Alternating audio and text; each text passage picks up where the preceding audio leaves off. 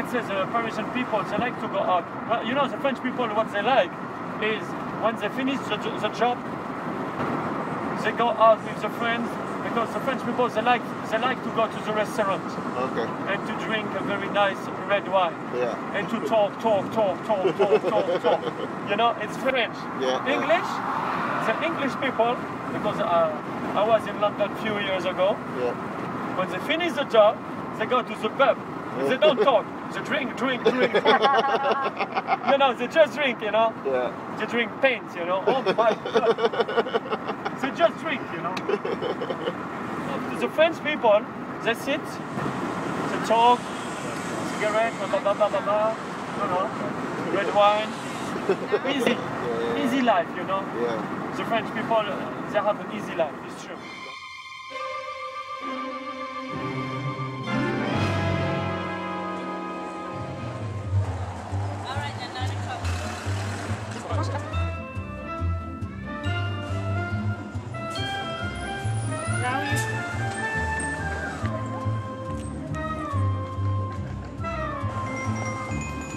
We are on our way to check out Moulin Rouge, and ooh la la, this is probably Paris's most celebrated cabaret.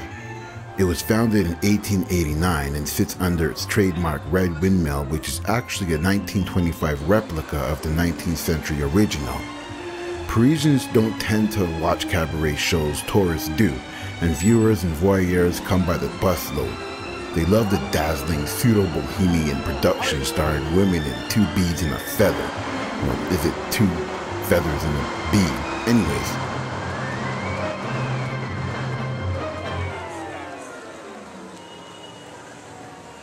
Around the corner from Moulin Rouge, the crowd gets edgier and faster. Neon signs flash, pimps lean in doorways, sex shops sell everything you had never thought of, and countless nationalities mix on the crowded sidewalks. Gentrified? Maybe, and somewhat sanitized, the neighboring areas are certainly not. Let's get dirty.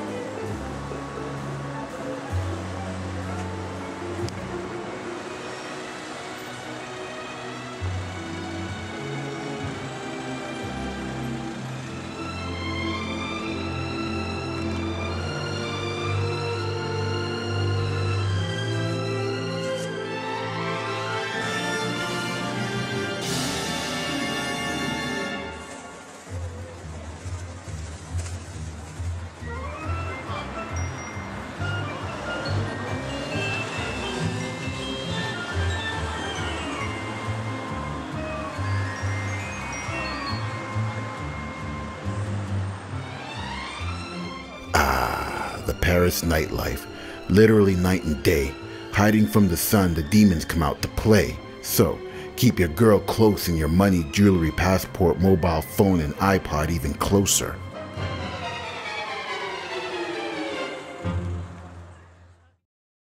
It looks so close. How far away is that? The vast Palace du Louvre was constructed as a fortress by Philippe Auguste in the early 13th century and rebuilt in the mid-16th century for use as a royal residence. The Revolutionary Convention turned it into a national museum in 1793. The paintings, sculptures, and artifacts on display in the Louvre Museum have been amassed by subsequent French governments. Among them are works of art and artisanship from all over Europe and collections of Assyrian, Etruscan, Greek, Coptic, and Islamic art and antiquities. Daunted by the richness and sheer size of the place, the Louvre may be the most actively avoided museum in the world by locals and visitors alike. Eventually, most people who visit get lost on their way to Da Vinci's Mona Lisa.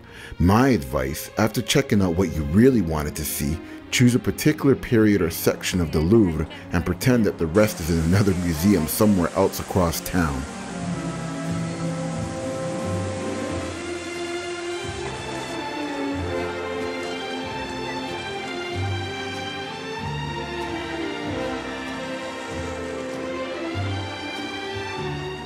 Walking around the Louvre got us hungry, and the smell of fresh pancakes, hot pancakes on Paris's busy streets. The practical skill of the real Parisian pancake maker. What kind of jam do you have? Strawberry? Okay, that's good. And the jam is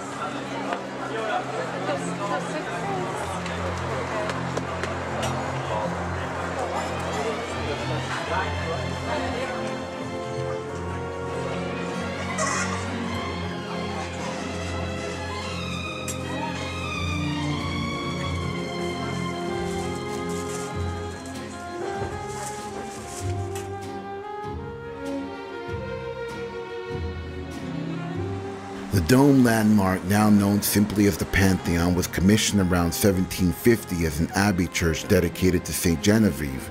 But because of financial and structural problems, it wasn't completed until 1789.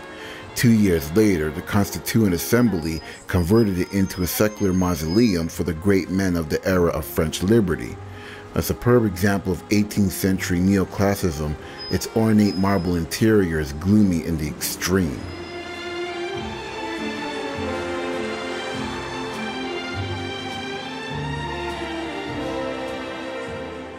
Okay, so I'm walking down the street, probably looking like a typical tourist.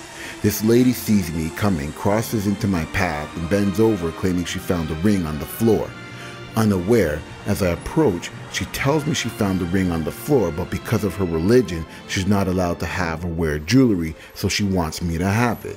Oh, and she also mentions that she's new to Paris and can't find work, and it's her birthday. I told her, look, trade the ring in for money, but she tells me she can't because God is watching her and she's an illegal immigrant. We only gave her €2, but we were haunted with the moral decision as to what to do with the money once we exchange it, and the fact that we only gave her €2. Those thoughts died in the train station to Milan as we overheard another couple talking about the exact same story. They gave her €10 the first time, and the second time they took the ring and kept walking. Wow. Playing the religion card. Creative.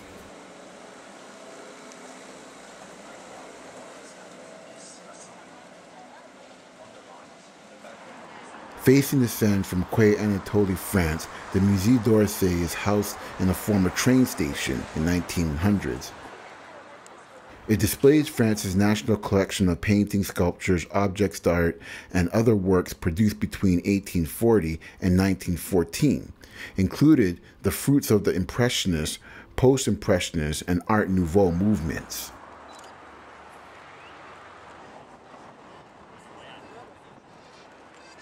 Oh, some Parisian runway models. Sweet. Say goodbye, girls. It's like you can hear the organ throughout the city. Speaking of organs, this is the heart of Paris. So much so that distances from Paris to every part of metropolitan France are measured from the square in front of the Cathedral of Our Lady of Paris. A bronze star across the street from the cathedral's main entrance marks the exact location of Point Zero des Routes de France. Notre Dame, the most visited site in Paris, with upward of 14 million people crossing its threshold a year. It's not just a masterpiece of French Gothic architecture, but was also the focus of Catholic Paris for 7 centuries. Built on a site occupied by earlier churches, it was begun in 1163 according to the design of Bishop Maurice de Sully, and largely completed by the early 14th century. The cathedral is on a very grand scale. The interior alone is 130 meters long, 48 meters wide, and 35 meters high, and can accommodate more than 6,000 worshippers.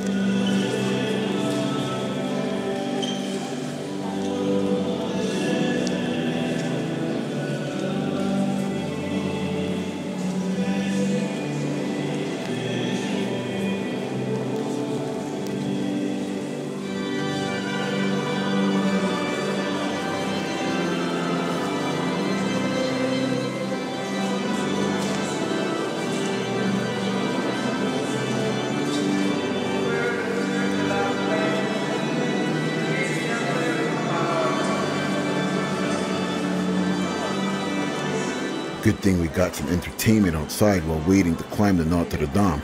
Check this guy out.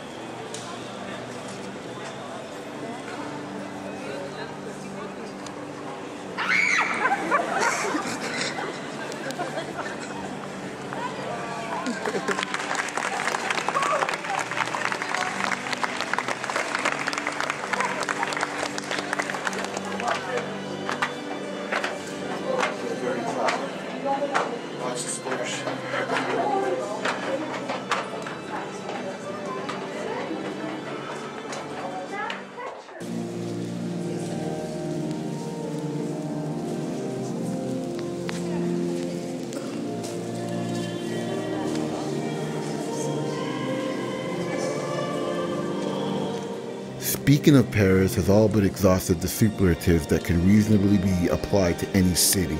Notre Dame and the Eiffel Tower, at sunrise, at sunset, at night, have been described countless times, as have the Seine and the subtle and not so subtle differences between left and right banks. But what writers have been unable to capture is the grandness and even the magic of this incomparable city. That being said, FYI, learn French fast. The people here don't care about the English language. If speaking English, be prepared to get little or no help, or little help with big attitude. It's not so much that they can't speak English, they purposely choose not to. As a tourist, I felt more like a nuisance than a guest, and factor in the high theft, high prices, clever scams, pushy vendors, and high crowds, Paris is the perfect place for you to lose all your money and valuables. Will they be offended by what I just said? No, because I'm speaking in English. From Paris Bergy Station, we board an overnight train to Milan, so I bid Paris goodbye.